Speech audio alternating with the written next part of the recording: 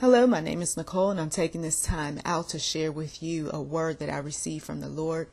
And it is not anything new because God has given this word to many other individuals who have exposed various things that's happening in our modern day churches over the internet. And the Lord said that hypnosis is happening in our churches. Now, for some of you all, you do not participate in those mainstream churches. You are not a part of any particular denomination, and much of your praise and worship is at home or in small groups. So this would not apply to you if you are not using similar instructions, similar tactics of those mainstream churches. But for those individuals who are modeling their small churches based on what the mainstream churches are doing, then heed this warning. God is not pleased. He is not pleased with you using the tactics, if you will, that bigger churches are using in order to get more people to come week after week. So what about this business of hypnosis? Well, I went on the internet and I came across a web page that talks about hypnosis being used in some Seventh-day Adventist churches. And for those of you all who need a reference point, go to www.sdadefend.com, and that's D as in David, sdadefend.com, and include a / spiritualism - invasion / hypnotism.htm. Now on the site it says the origins of hypnosis. Whereas herbal remedies were developed and used in China, Japan, the Americas, and other parts of the world, hypnotism and chemical medications originated with the Hindus, Egyptians, and Babylonians. Hypnotism as therapy seems to have originated among the Hindus, who often took their sick to the temples to be cured by hypnotic suggestion or quote-unquote temple sleep, as in Egypt and Greece. The Englishmen who introduced hypnotherapy into England, Braid, Esdale, and Elliotson, undoubtedly got their ideas and some of their experience from contact with India. Okay, now reading on, this particular site says the unfortunate reason we must bring up hypnotism at this time is because many of our pastors have been and will be trained in the craft of hypnosis. Now, this is just confirmation as to what the Lord told me when I was offline. Okay? This is what is going on in many churches.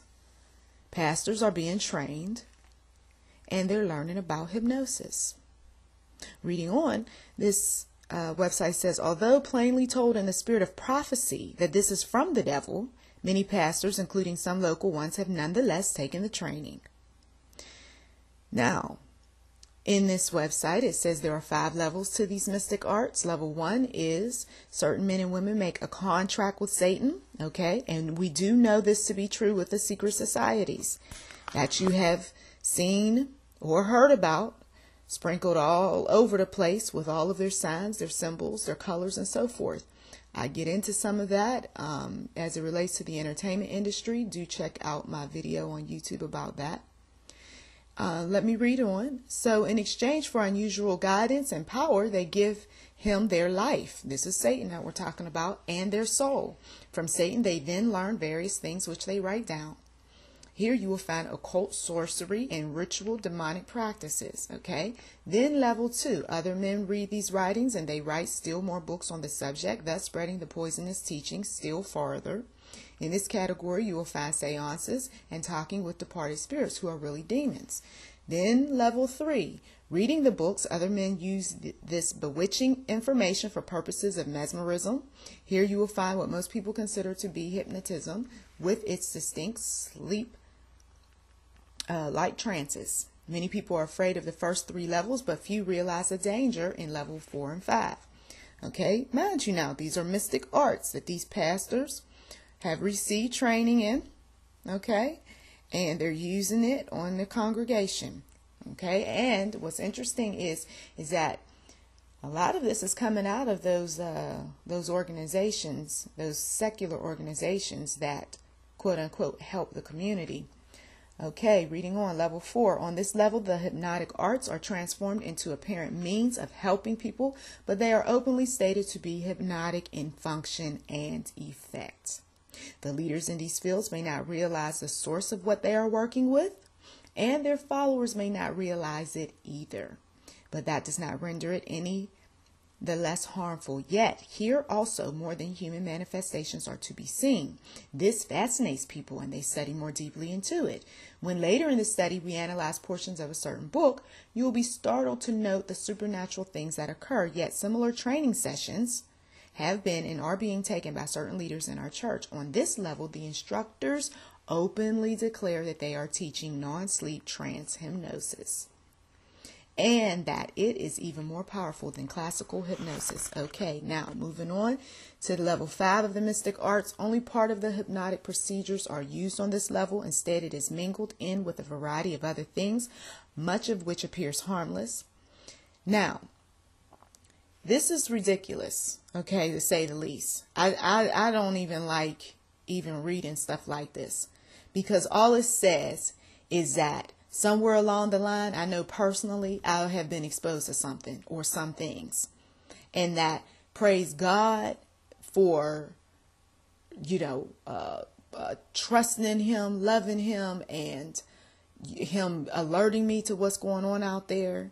And praise God for those individuals that have laid hands on me. I didn't even know that some of this was this serious like this, and so heavily in the churches. I recall talking to a relative who said that these churches nowadays are nothing like the churches that she grew up with. Absolutely nothing like them. She said that she goes in the church and she goes in the church one way, comes out the church even worse. And these are some churches that she's visited. And so now it has actually put this person in a place where she don't even want to go to any church, because she's so sick of dealing with the demonic activity. She's that sensitive to it. So I'm telling you, I would think that for those individuals who really want to delve deep and find out if their church is involved in hypnotism, one of the first things that you need to be researching is the name of your denomination. Then you want to add a plus sign to it, add hypnotism to it.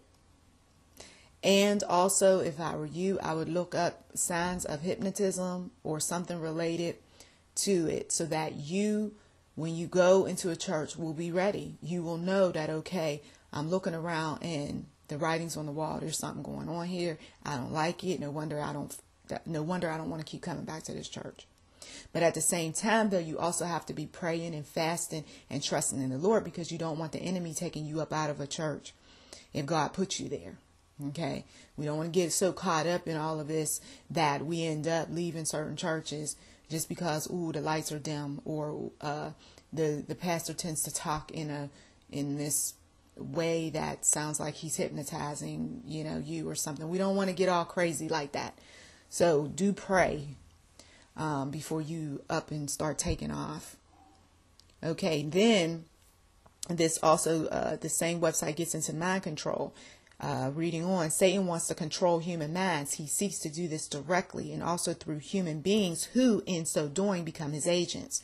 Now, if somebody is getting involved with an organization that pays homage to the enemy, and even if they're not up on the higher levels of that organization, whatever it might be, there's still information out there that former members have put together to show people that there is some foolishness going on. Okay, whatever that organization is that minister is connected to, that secular organization, he's got to know that something ain't right, so to speak, and that he shouldn't be taking his teaching, training, what have you, from individuals of that group. But some, for money's sake, for the brotherhood or whatever else, will ignore things that they know that they shouldn't be ignoring. Reading on, whenever one person seeks to control another person's mind, Satan is thereby given permission to control both minds. Hypnotism is thus only one of the means by which he seeks to control one mind through another. And then it goes on. I'm just skipping some things, so please do go to the website yourself. That's www.sdadefend.com/spiritualism -invasion/hypnotism.htm. Okay, in seeking to do so, they are immediately controlled by an evil spirit. For to say it again, when one man seeks to control another man's mind, Satan is thereby given permission to control the controller's mind. It matters not whether the controller be a psychiatrist, physician, counselor, or pastor. In seeking to control the mind of another, his mind will be taken captive by Satan. Once again, if this person or persons are children of darkness, following dark groups, dark leaders, dark, teachings, dark arts, what have you, then come on now. What's the likelihood that they're not putting all of that darkness in the sermons, in the music, in the way they conduct business, or maybe those little private meetings at their house, if they're not letting other people privy to certain things and you just don't know about it. Meanwhile, you go to church and then you're praying with these individuals and you're breaking bread with people and you don't even know what they got going on, except that maybe God is giving you some information and it's made you feel like, I don't think I really want to deal with this person or persons.